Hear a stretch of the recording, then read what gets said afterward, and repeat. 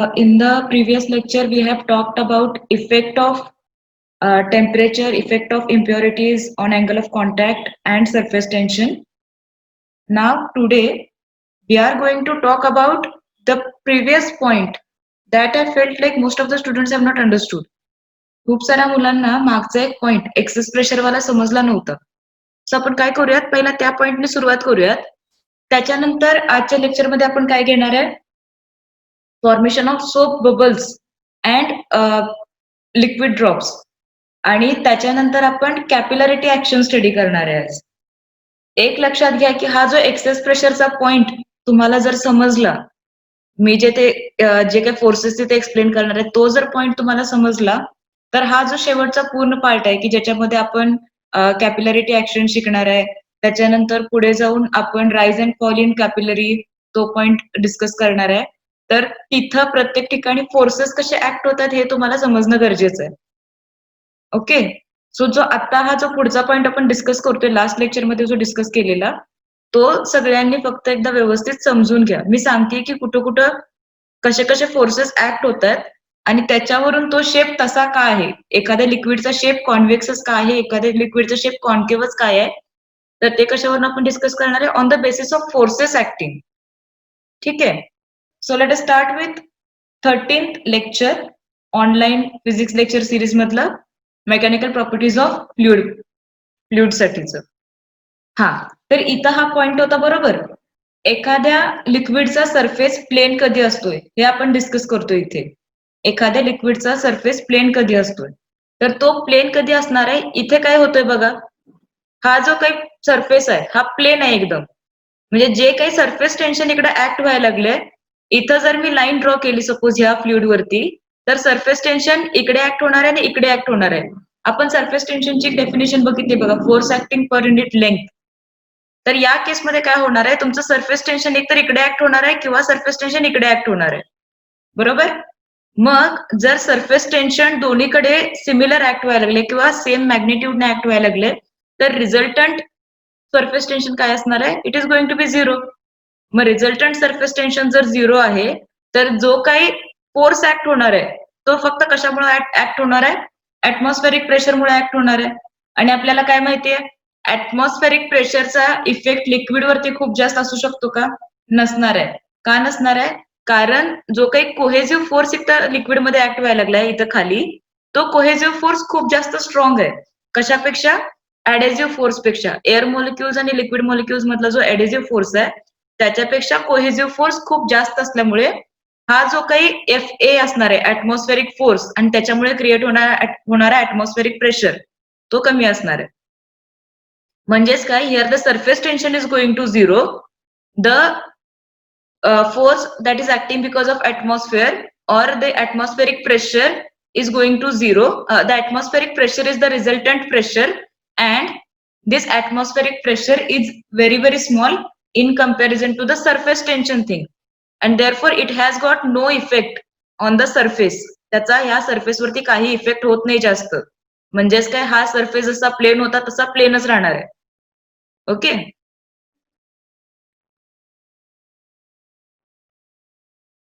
आता हे झालं. याच्यानंतरचा पुढचा सरफेस आपण कोणता बघितला होता, एक कॉन्केव्ह बघितलेला आणि एक अप्पर कॉन्व्हेक्स बघितलेला. आता तिथं पण आपण काय सांगणार आहे की फोर्सेस ऍक्ट कसे होतात आणि ते फोर्सेस इक्विलिब्रियम मध्ये बॅलन्स कसे होतात, आणि त्यामुळे त्या सरफेसला रिझल्टंट शेप कसा मिळतोय. आता तिथं पण काय असणार आहे बघा. आता इथे बघा, या केसमध्ये काय होणार आहे, एक गोष्ट कायम लक्षात ठेवा इथं की जो काही ऍटमॉस्फेरिक प्रेशर आहे तो कायम डाऊनवर्ड ऍक्ट होतोय. कायम डाऊनवर्ड ऍक्ट होतोय. प्रेशर डाऊनवर्ड ऍक्ट होतोय. प्रेशरला युनिट आहे का, नाहीये. Pressure is not a vector quantity, pressure is a scalar quantity. आणि त्याचा जो रिझल्टंट फोर्स आहे तो काय ऍक्ट होतोय, डाऊनवर्ड ऍक्ट होतोय.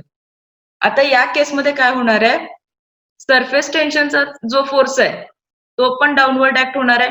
कशामुळे ऍक्ट होणार आहे, कारण हा जो सरफेस आहे हा कसा आहे, अप्पर कॉन्व्हेक्स आहे. सरफेस अप्पर कॉन्व्हेक्स असल्यामुळे जे काही फोर्सेस ऍक्ट होणार आहेत, मगाशी एक स्ट्रेट लाईन होती बघा एफटीची, एक इकडे होती आणि एक इकडे होती स्ट्रेट एकदम, ती आता काय झाली, बेंड झाली इकडे, आणि ही पण इकडे बेंड झाली. आता या दोन लाईन्स बेंड झाल्यामुळे काय व्हायला लागले, जो काही रिझल्टंट असणार आहे यांचा तो पण डाऊनवर्डच ऍक्ट होणार आहे. ही थोडी डाऊनवर्ड आहे, ही पण थोडी डाऊनवर्ड आहे, म्हणजे यांचा रिझल्टंट पण डाऊनवर्ड ऍक्ट होणार आहे. मग ऍटमॉस्फेरिक प्रेशर तर ऍटमॉस्फेरिक फोर्स तर ऑलरेडी डाऊनवर्ड ऍक्ट होत होतं आणि सरफेस टेन्शन मुळे पण जे प्रेशर ऍक्ट व्हायला लागले ते पण डाऊनवर्ड ऍक्ट व्हायला लागले. म्हणजे मग इथं माझं कन्क्लुजन काय असणार आहे की ए पॉइंटला जो काही प्रेशर आहे तो कमी आहे आणि बी पॉइंटला जो काही प्रेशर आहे इनर कॉन्केव्ह, इथं हा जो रिजन दिसतोय आतून जर मी बघितला तर मला तो कॉन्केव्ह दिसणार आहे, वरून बघितला तर तो कॉन्व्हेक्स दिसणार आहे. मग हा जो कॉन्केव्ह सरफेस आहे इथं प्रेशर जास्त आहे आणि ए पॉइंटला प्रेशर कमी आहे. हे हा पॉइंट सगळ्यांनी लक्षात ठेवा आता. When we are talking about a convex surface, the pressure at concave surface is greater and the pressure on the convex side is lesser किंवा smaller. हा पॉइंट आपल्याला पुढे पण लागणार आहे. म्हणजे एखाद्या लिक्विडला हा शेप येण्यामागं किंवा एखाद्या लिक्विड ड्रॉपचा शेप असा होण्यामागं कारण काय असतंय किंवा एखाद्या फ्लुइडने असा कॉन्व्हेक्स शेप घेण्यामागचं कारण काय असतंय की कॉन्व्हेक्स साइड कडचा जो प्रेशर आहे तो कमी असते आणि कॉन्केव्ह साइड कडचं जे प्रेशर आहे ते जास्त असते. त्यामुळे जो रिझल्टंट सरफेस टेन्शन आहे तो डाऊनवर्ड ऍक्ट होतोय.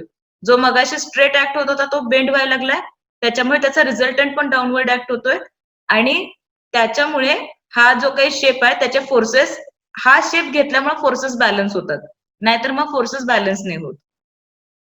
ठीक आहे, म्हणजे जर इन कम्पॅरिझन मागचा आणि पुढचा आपण बघितलं तर परत तुमच्या लक्षात येईल. एक मिनिट, ही मागची स्लाइड. इथं सरफेस टेन्शन बघा स्ट्रेट लाईन आहे आणि तेच जर मी इथं बघितलं तर काय बेंड झालीय, त्याच्यामुळे मला त्याचा रिझल्टंट काढावा लागतोय. इथं रिझल्टंट 0 नाहीये आणि हे दोन्ही फोर्सेस एकाच बाजूला ऍक्ट व्हायला लागले डाऊनवर्ड.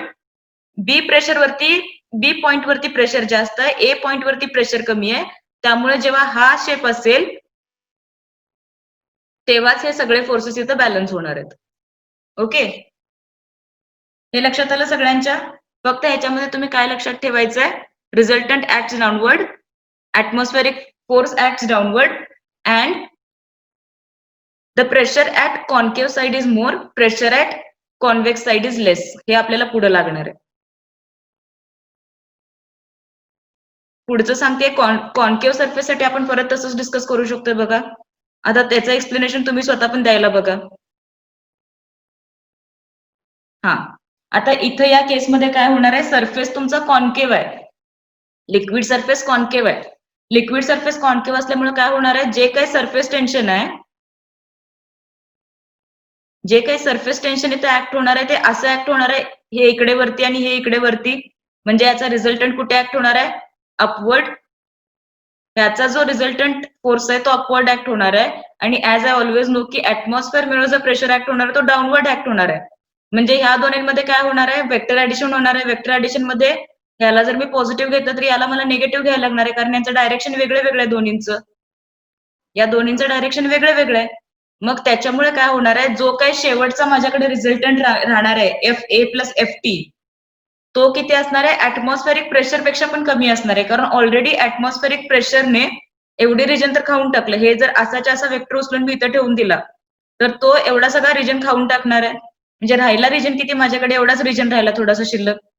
म्हणजे मग ह्या केसमध्ये काय व्हायला लागले, या पॉइंटला जो काही कॉन्केव्ह साइड आहे त्या कॉन्केव्ह साइडला प्रेशर परत काय असणार आहे, जास्त असणार आहे आणि इकडे कॉन्व्हेक्स साइडला काय असणार आहे, प्रेशर कमी असणार आहे.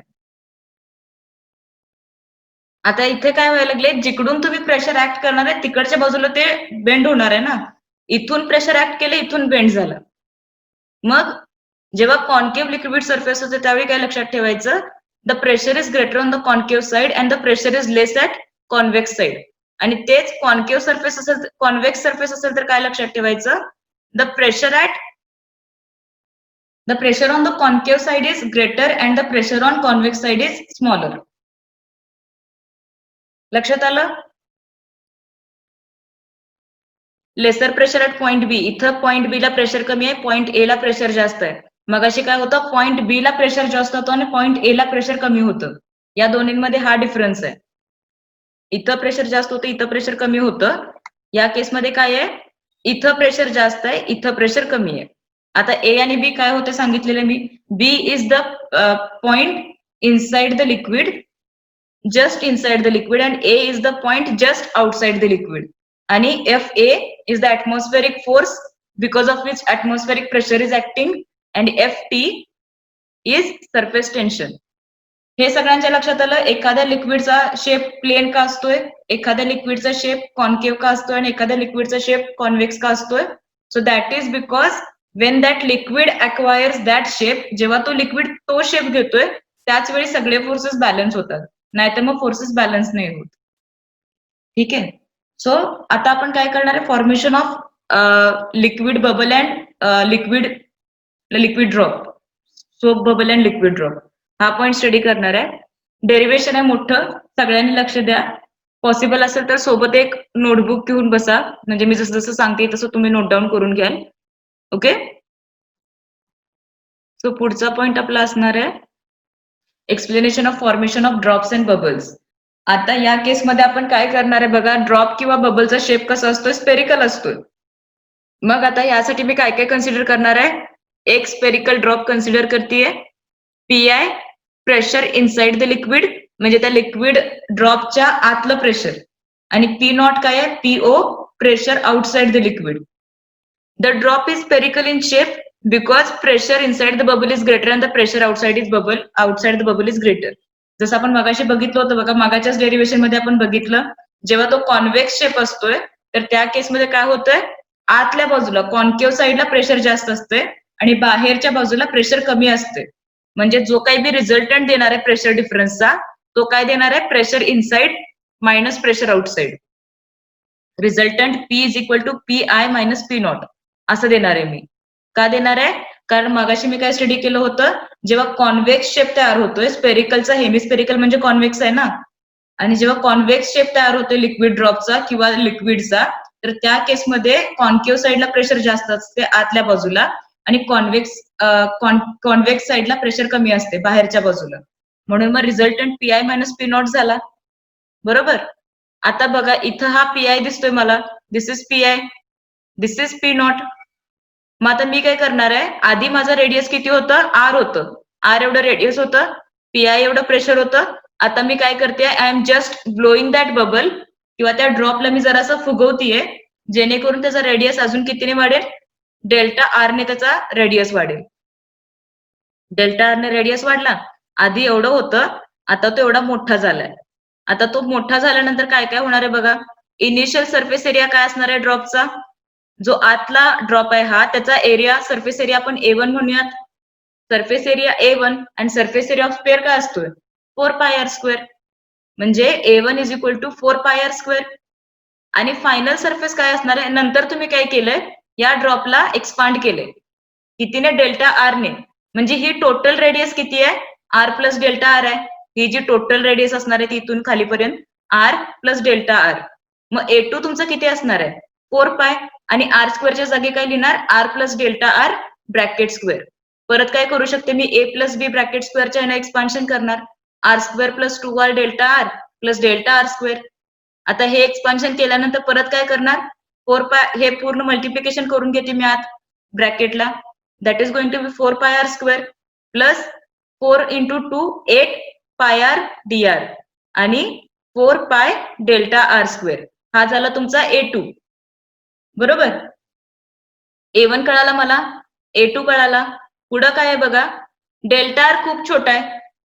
जर मी R बघितला तर R पेक्षा डेल्टा R खूप खूप छोटा आहे ना. मग जसं 2 ची व्हॅल्यू किती असते, 2 च्या स्क्वेअरची व्हॅल्यू 4 असते, पण मग 0.2 च्या स्क्वेअरची व्हॅल्यू किती आहे, 0.04. म्हणजे मी जेव्हा स्क्वेअर करायला जाते त्या व्हॅल्यूची, तर ती अजून कमी होते. मग त्यामुळे काय करू शकते मी, डेल्टा R² खूपच कमी होणार आहे ना, ऑलरेडी डेल्टा R छोटा आहे, त्याच्यापेक्षा पण त्याचा स्क्वेअर घ्यायला गेला तर तो अजून कमी होणार आहे, म्हणजे ही पूर्ण टर्म कमी होणार आहे, छोटी होणार आहे. म्हणून मी काय करतेय, delta R is very small, therefore I am neglecting delta R².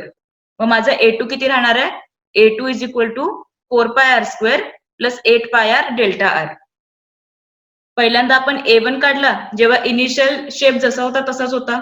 नंतर आपण काय केलं, डेल्टा R ने त्याचा रेडियस एक्सपांड केला, आणि डेल्टा R ने रेडियस एक्सपांड केल्यावर परत त्याचा सरफेस एरिया कॅल्क्युलेट केला, त्याच्यातून 4π डेल्टा R² ची टर्म रिमूव्ह करून टाकली, कारण मला काय माहितीये, डेल्टा R छोटा आहे, त्याच्यामुळे डेल्टा R² अजून खूप छोटा असणार आहे. ओके. इथपर्यंत आपण आलो. A1 काढलाय, A2 काढलाय.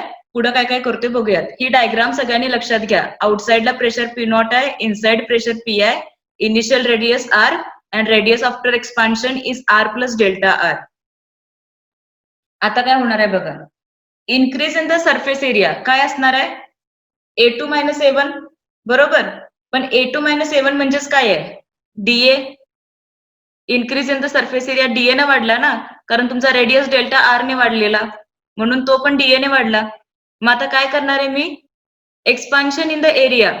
एरिया एक्सपांड करायसाठी काय करायला लागते आपल्याला? मग पहिला कुठलं एक्सप्रेशन बघितलं होतं बरं आपण? सोप फिल्मचं एक्सप्रेशन बघितलेलं. एरिया एक्सपांड करायसाठी काय करायला लागते? वर्क डन करायला लागते. And that work done is stored in the terms of excess surface energy. Surface एनर्जीच्या डेफिनेशन वेळी बघितलं होतं. This extra work done in expanding the area is stored in terms of surface energy. आणि मग तेच work done मी कशी देऊ शकते? Work done is equal to force into area. म्हणजेच काय? Surface tension into area. Surface tension into change in area. Change in work is equal to surface tension into change in area. मग आता T आहे तसा ठेवला, DA ची value put केली 8 pi R delta R. हे कसं आलंय सांगते एक मिनिट. हा डीए कसा आलाय? A2 काय होतं तुमच्याकडे? 4 pi R square 8 pi R delta R. आणि A1 काय आहे? 4 pi R square. A2 minus A1 काय असणार आहे? 4 pi R square 4 pi R square गेला, म्हणजे A2 मायनस A1 फक्त काय राहणार आहे? 8 पाय आर डेल्टा आर. तो राहिला इथे 8 पाय आर डेल्टा आर. मग वर्कडनचा फॉर्म्युला मागचा पण युज केलाय. Surface tension is work done per unit area. मग work done is equal to surface tension into area. T into 8 pi r delta r. This work done is equal to the product of force and this work done is equal to the product of force which causes increase in the area of the bubble. परत मी काय करणार आहे? Work डनचा दुसरा formula use करणार आहे, force into displacement. पहिला work डनचा formula काय आहे? In terms of surface tension into change in area. आणि दुसरा वर्क डनचा फॉर्म्युला काय आहे? Force into displacement. आता फोर्स इंटू डिस्प्लेसमेंट जेव्हा आपण घेतोय तर एक्सेस प्रेशर कशाने देणार आहे? Excess pressure into surface area. कसं करतोय बघा हे पहिल्यांदा, मग तुमच्या लक्षात येईल, नाही तर कन्फ्युजन होऊन जाईल.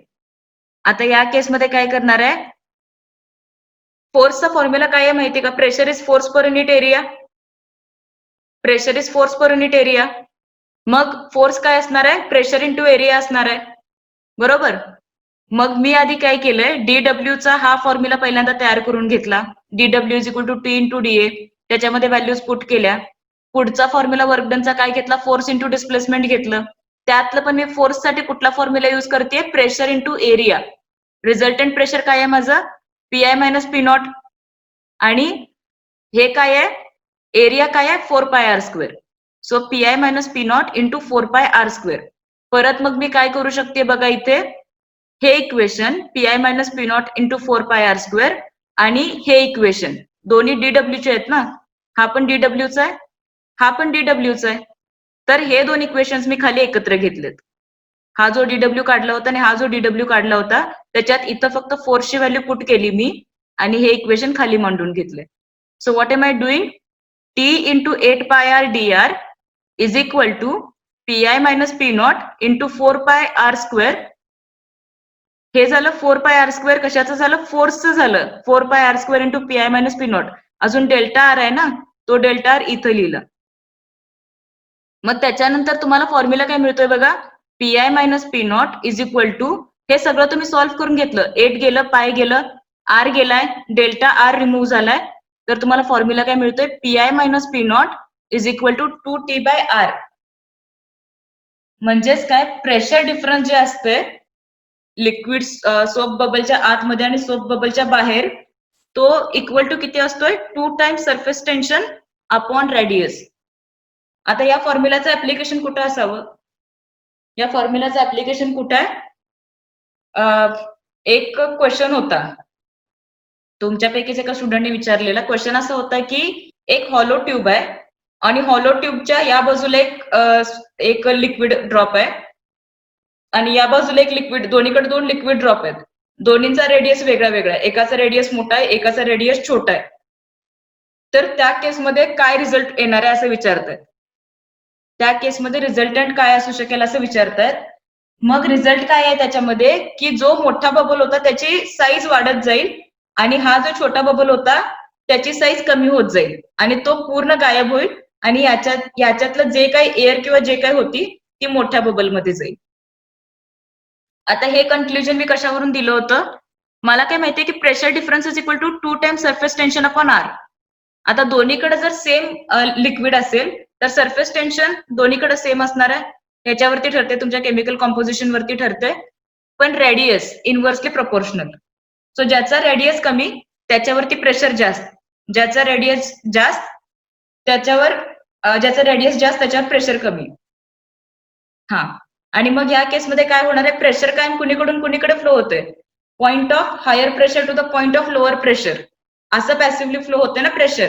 सो जिथं प्रेशर जास्त होतं तिथून ते प्रेशर फ्लो होऊन जिकडे प्रेशर कमी आहे तिकडे जायला बघणार आहे.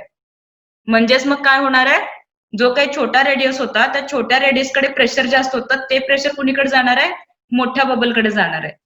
सो तसा तो एक्सप्लेन केलेला पॉइंट किंवा तसा त्या क्वेश्चनचा आन्सर देता येते. हा क्वेश्चन तुमचा नीट लेवलचा क्वेश्चन आहे, त्याचं ऍप्लिकेशन कुठून येते, या फॉर्म्युला मधून येते. PI minus P naught is equal to 2T/R. Derivation सगळ्यांनी लक्षात घ्या. काय काय केले परत सांगते मी एकदा रिव्हिजन. पहिल्यांदा आपण A1 काढला, नंतर आपण A2 काढला. परत मी काय सांगते, resultant pressure is PI minus P not, ते सांगितल्यानंतर पुढे मी काय करते, A2 मायनस A1 वरून एक्सेस एरिया किती आहे किंवा इन्क्रीज इन सरफेस एरिया किती आहे तो कॅल्क्युलेट करते. इन्क्रीज इन सरफेस एरिया काढून मग मी पुढे काय करते, this increase in surface area is stored as work done. आणि वर्क डनचा फॉर्म्युला मी कोणता युज करते, पहिल्यांदा सरफेस टेन्शन पासून जो डिराईव्ह केलाय तो फॉर्म्युला युज करते. DW is equal to T into DA. त्याच्यामध्ये मी DA ची व्हॅल्यू पुट केली, T इंटू 8πR dr. ते पुट केल्यानंतर मी पुढे परत काय करते, पुढचा वर्क डनचा फॉर्म्युला घेते, force into displacement. Force into displacement मध्ये पण फोर्सच्या जागी फॉर्म्युला पुट करते, रिझल्टंट प्रेशर इंटू एरिया. प्रेशरच्या जागी पीआय मायनस पी नॉट, एरियाच्या जागी 4πR², आणि पुढे हा डेल्टा आर असाच घेतलाय. आणि या दोन इक्वेशन्सना मी खाली इक्वेट करते, T into 8πR delta R, PI minus P naught 4πR² delta R. त्याच्यातले कॉमन टर्म्स सगळ्या रिमूव्ह करून टाकते, and this is the resultant pressure or pressure difference that I get. Derivation with diagram 3 ते 4 मार्कांसाठी विचारलं जाऊ शकते. अजून एक केस पण आहे त्याच्यामध्ये, ती केस पण मी पुढे सांगते आता लगेच. हे झालं तुमच्या लिक्विड ड्रॉप साठी. जर मी सरफेस ड्रॉप कन्सिडर केला तर सोप बबल जर कन्सिडर केला तर मागच्या वेळी आपण काय केलेलं, सोप फिल्म ज्यावेळी घेतली होती, सोप फिल्म मध्ये दोन साइड कन्सिडर करायला लागतात, कारण सोप फिल्मला दोन बाजू असतात ना. कसं सांगता येईल, लिक्विड ड्रॉप मध्ये आत पण लिक्विड आहे बाहेर पण लिक्विड आहे. पण सोप फिल्म मध्ये, सोप बबल मध्ये काय असतंय, सोपचा एक तो बबल तयार झालाय आणि त्या बबलच्या आतमध्ये एअर आहे, बरोबर. म्हणजे दोन सरफेसेस आहेत, आतला सरफेस आहे त्याच्या आतमध्ये एअर आहे, बाहेरचा सरफेस आहे परत बाहेर एअर आहे. मग आता इथं काय होणार आहे या केसमध्ये, when you are talking about soap bubble now, तर इथं 2 इंटू 2T/R करायला लागणार आहे, कारण यू हॅव गॉट 2 सरफेसेस. मग त्या केसमध्ये तुमचा प्रेशर डिफरन्स किती येणार आहे, PI minus P naught is equal to 2 times 2T/R which is 4T/R. हा, इथं हे सांगते बघा मी. आता या केसमध्ये काय होणार आहे, in case of soap bubble there are 2 free surfaces in contact with air, the inner surface and the outer surface. मग त्या बबलच्या केसमध्ये डीए काय असणार आहे, 2 टाइम्स 8πR डेल्टा आर. मग मी काय करणार आहे, फक्त इथं तो 2 इंटू 8 करणार आहे. मगाशी काय होतं, 2 इंटू 4πR डेल्टा आर होतं, त्यात तो 2 इंटू 8πR डेल्टा आर होणार आहे. आणि मग फक्त तुम्हाला काय मिळणार आहे, 4T/R मिळणार आहे. लिक्विड ड्रॉप साठी 2T/R, सोप बबल साठी 4T/R. हा बेसिक डिफरन्स लक्षात आला सगळ्यांच्या. पुढचा अजून एक पॉइंट आहे, याच्यावरतीच डिपेंड करतोय. एक मी सांगेन, एक तुम्ही स्वतः सांगायचंय मला, किंवा मे बी नेक्स्ट लेक्चर मध्ये आपण पहिल्यांदा 5 मिनिटात तुम्हाला मी विचारेन कसं करायचंय. ओके, हा पॉइंट, हे डेरिव्हेशन सगळ्यांनी एकदा रिवाइज करून घ्या, काइंड ऑफ इम्पॉर्टंट. पुढचा आहे point capillary action. Capillary tube काय असते, a tube having fine bore. Fine bore म्हणजे किती आहे बघा, 1 mm. तुमची जी काचेची पट्टी असते त्या काचेच्या पट्टीमधला जो एक वाला जो लाईन आहे छोटीवाली, त्या छोट्यावाला लाईन एवढं ज्याचं डायामीटर आहे, अशी जी ट्यूब असते बारीक छोटी तिला आपण म्हणतो कॅपिलरी ट्यूब. आणि त्या कॅपिलरी ट्यूब मध्ये rise and fall of liquid inside capillary tube when it is dipped in the liquid is called as capillarity or capillary action. त्या कॅपिलरी ट्यूबला जेव्हा तुम्ही कुठल्या पण लिक्विड मध्ये डीप करताय तर डीप केल्यानंतर काय होतं, एक तर लिक्विड त्याच्यामध्ये राईज होईल किंवा लिक्विड त्याच्यामध्ये फॉल होईल. आता हे कशावरती ठरते? हे ठरते अँगल ऑफ कॉन्टॅक्ट वरती, म्हणजे वेटॅबिलिटी वरती ठरते. जर दिलेला लिक्विड आणि कॅपिलरी ट्यूब यांच्यामधला अँगल ऑफ कॉन्टॅक्ट जर अॅक्यूट असेल तर त्या केसमध्ये लिक्विड त्या कॅपिलरी ट्यूब मध्ये चढणार, म्हणजे वेटॅबिलिटी तिथे जास्त आहे तेव्हा ते लिक्विड वरती चढेल. आणि जेव्हा अँगल ऑफ कॉन्टॅक्ट ऑब्ट्यूस आहे तर त्या केसमध्ये वेटॅबिलिटी कमी आहे, म्हणजे ते लिक्विड त्या ट्यूबला भिजवू शकत नाहीये किंवा वेट करू शकत नाहीये. त्या केसमध्ये काय होणार आहे, ते लिक्विड कॅपिलरी मध्ये चढणार नाही तर थोडंसं खालीच राहणार आहे. म्हणजे बाजूला जर ही लेवल असेल तर त्या कॅपिलरी मध्ये मात्र ते असं थोडंसं खाली राहणार आहे. ओके, एक्झाम्पल्स काय देते बघा मी इथं. एक देते, oil rises in the wick of lamp. आपण काय करतोय, खाली तेल ठेवले, वरती वात पेटवलीये, पण तेल चढायला लागले ना कंटिन्यू त्याच्यामध्ये, अगेन्स्ट ग्रॅव्हिटी ऍक्ट व्हायला लागली कॅपिलरी मध्ये ते. So that is because of capillarity. दुसरं काय आहे, water rises in the crevices of rock. म्हणजे जर तुम्ही एखादा दगड पाण्यात ठेवला तर तुम्हाला काय दिसतंय, जे काही खालचं लिक्विड आहे किंवा जे काही पाणी आहे ते त्या लिक्विड लेवलपेक्षा थोडंसं वरती चढलेलं दिसतंय त्या दगडावरती. That is again because of capillary action. आता या सगळ्यांमध्ये कॅपिलरी ऍक्शन का दिसते मला, कारण या सगळ्यांमध्ये छोटे छोटे पोर आहेत, छोटे छोटे होल्स आहेत. त्या होल्सचं डायमीटर किती आहे, अराउंड 1 mm आहे किंवा ह्याच्यापेक्षा कमी आहे. म्हणजे प्रत्येक ठिकाणी कॅपिलरी ऍक्शन व्हायला लागली, प्रत्येक ठिकाणी कॅपिलॅरिटी ऍक्ट व्हायला लागली. आणि पुढचं एक्झाम्पल काय देते मी, water is absorb by cloth in contact with it. एखादा कपडा जर पाण्याच्या कॉन्टॅक्ट मध्ये असेल तर पाण्यापासून थोडंसं लांब पर्यंत पाणी चढत येते बघा कपड्यामध्ये. That is also because of capillarity. ज्या ज्या मटेरियल्स मध्ये बारीक बारीक पोर आहेत ना त्या सगळ्या मटेरियल्स मध्ये तुम्हाला कॅपिलॅरिटी ऍक्शन दिसणार आहे. आणि कॅपिलॅरिटी ऍक्शन कशावरती ठरते, अँगल ऑफ कॉन्टॅक्ट वरती ठरते, म्हणजे वेटॅबिलिटी वरती ठरते. जर अँगल ऑफ कॉन्टॅक्ट कमी आहे, वेटॅबिलिटी जास्त आहे तर कॅपिलरी मध्ये लिक्विड चढणार आहे. जर अँगल ऑफ कॉन्टॅक्ट ऑब्ट्यूज आहे, वेटॅबिलिटी कमी आहे, तर त्या केसमध्ये काय होणार आहे, त्या केसमध्ये काय होणार आहे, लिक्विड त्याच्यामध्ये चढणार नाही, ओरिजिनल लेवल पेक्षा पण थोडं खाली राहील. लक्षात आलं? इथं ही कंडिशन बघा, this is what I am talking about. इथं लिक्विड चढले वरती, इथं लिक्विड खाली राहिले, म्हणजे इथं जो काही अँगल ऑफ कॉन्टॅक्ट असणार आहे तो अॅक्यूट असणार आहे, इथं जो काही अँगल ऑफ कॉन्टॅक्ट असणार आहे तो ऑब्ट्यूस असणार आहे. आता ह्या फक्त रिप्रेझेंटेटिव्ह डायग्राम्स आहेत, पण मी तुम्हाला सांगते की ऍक्च्युअली तिथं काय आहे. कारण जर मला angle of contact obtuse acute म्हणायचं असेल तर मिनिस्कसचा शेप वेगळा पाहिजे. इथं याने मिनिस्कसचा शेप वेगळा दाखवलाय, बरोबर. So this are just representative diagrams. आता इथं बघा, मला काय माहितीये, ह्या शेपमध्ये जेव्हा असा शेप असतोय कॉन्व्हेक्स शेप, तर कॉन्केव्ह साईडला प्रेशर जास्त असते, कॉन्केव्ह साईडला प्रेशर जास्त असते, कॉन्व्हेक्स साईडला प्रेशर कमी असते, हे मला माहितीये. So PB is greater than PA. इथं प्रेशर जास्त आहे, इथं प्रेशर कमी आहे, पहिला पॉइंट. ओके, पुढचा पॉइंट काय सांगणार आहे मी, point A and C are at equal height. A and C are at equal height किंवा इक्वल सेम लेवल, त्याच्यामुळे PA is equal to PC. दोन्हीकडे पण ऍटमॉस्फेरिक प्रेशर आहे, PA is equal to PC. त्याच्यानंतर सी आणि D च्या मध्ये काय आहे, सेम लाईन आहे बघा.